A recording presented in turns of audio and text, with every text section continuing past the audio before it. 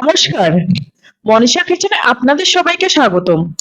আশা করতেছি সৃষ্টিকর্তার কৃপায় সকলেই ভালো আছেন। আমিও ভালো আছি। তাই আজকে একটা রেসিপি নিয়ে চলে এলাম। নিয়ে আসলাম বাটা মশলায় হাঁসের মাংস ভুনা। হাঁস যেমন শীতকালে খেতে ভালো লাগে, তেমনি বর্ষাকালেও খেতে ভালো লাগে। অনেকেই আছেন যারা হাঁসের মাংস রান্না করার পরও গন্ধে খেতে পারেন না। মূলত তাদের জন্য আজকে আমার এই রেসিপি। আপনাদের হাঁসের মাংস সম্পর্কে ধারণাই পাল্টে যাবে। এইভাবে হাঁস রান্না করলে দুর্দান্ত মজার হয়।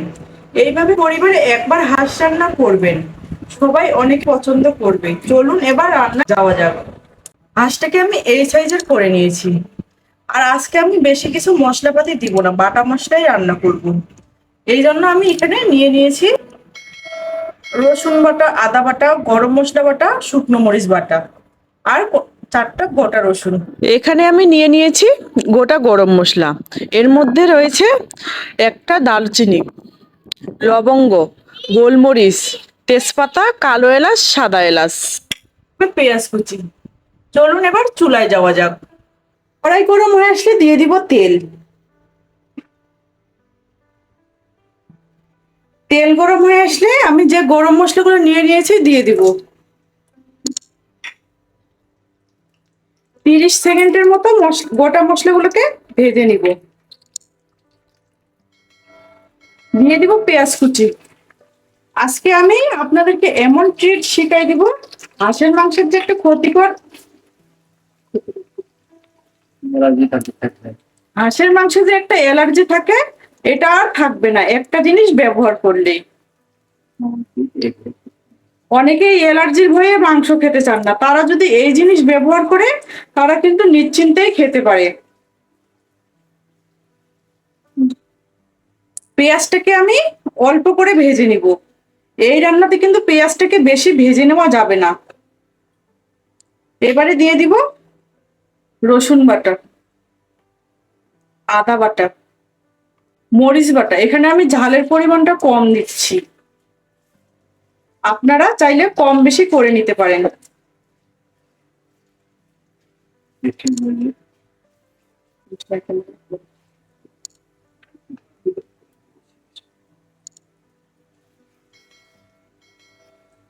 দিয়ে দিব একটুখানি গরম মশলা।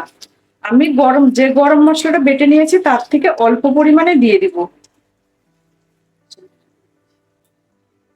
এবারে দিয়ে দিব হাঁসের মাংস।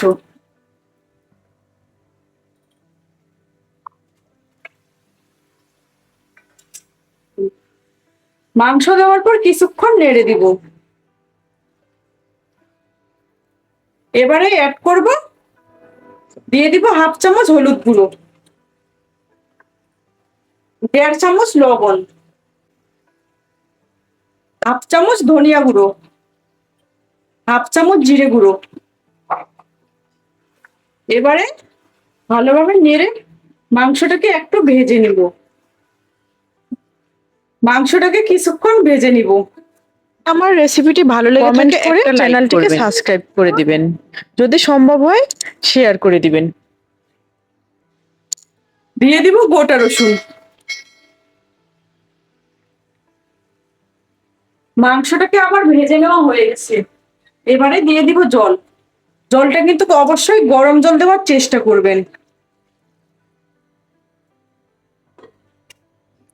এবারে ভালোভাবে নেড়ে চেড়ে ঢেকে দিব।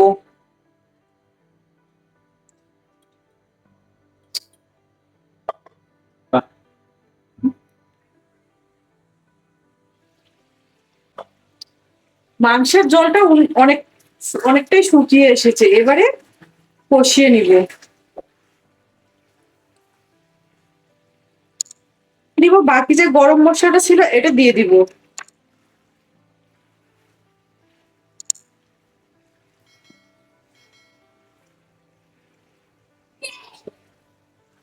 এবারে আমি আসল জিনিসটা দিয়ে দিব, যে জিনিস দিলে আর অ্যালার্জির কোনো ভয় থাকে না। সাজনা গাছের ছাল, এটাকে আমি থেতো করে দিয়ে দিব। এবারে দিয়ে দিব, দিয়ে কষিয়ে নিব ভালোভাবে।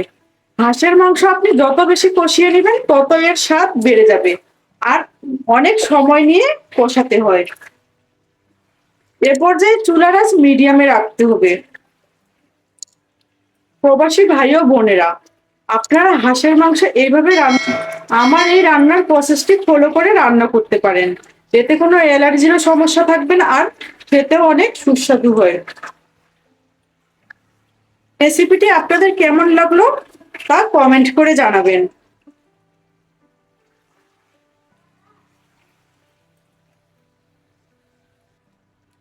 হাঁসের মাংস কিন্তু এভাবে শুকনো তেলের মধ্যেই কষিয়ে নিতে হবে। যখন দেখবেন যে একবারে কড়াইয়ের মধ্যে লেগে যাচ্ছে তখন জল এড করতে হবে।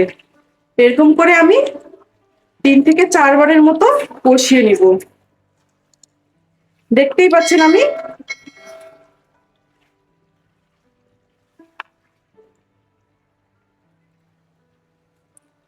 দেখেন আমি কিন্তু তেলের মধ্যেই কষিয়ে নিয়েছি, এবারে কড়াইয়ের মধ্যে লেগে যাচ্ছে, তাই অল্প পরিমাণে জল দিয়ে দিব।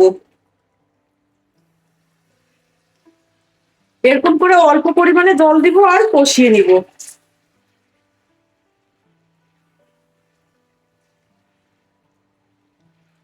দেখেন কিন্তু মাংসের তরকারির কালারটা কিন্তু অনেক সুন্দর এসেছে।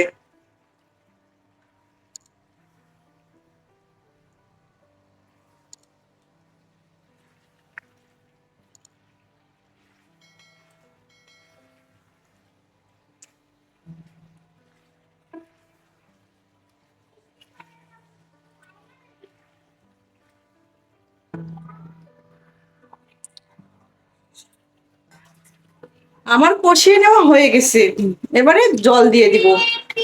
হাঁসের মাংসের বেশি ঝোল ভালো লাগে না, তাই আমি অল্প অল্প অল্প ঝোল করে নেব।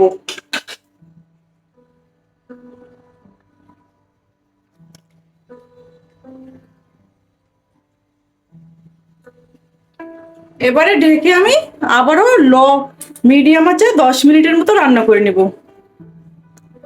10 মিনিট পর ফিরে আসলাম। রান্নাটি আমার প্রায় শেষের কাছাকাছি। এবারে দিয়ে দিব জিরে গুঁড়ো, দিয়ে ভালোভাবে নেড়ে দিব। আজকে এই পর্যন্তই, দেখা হবে অন্য কোনো রেসিপি নিয়ে। ততক্ষণে আপনারা সুস্থ থাকবেন, ভালো থাকবেন। ধন্যবাদ।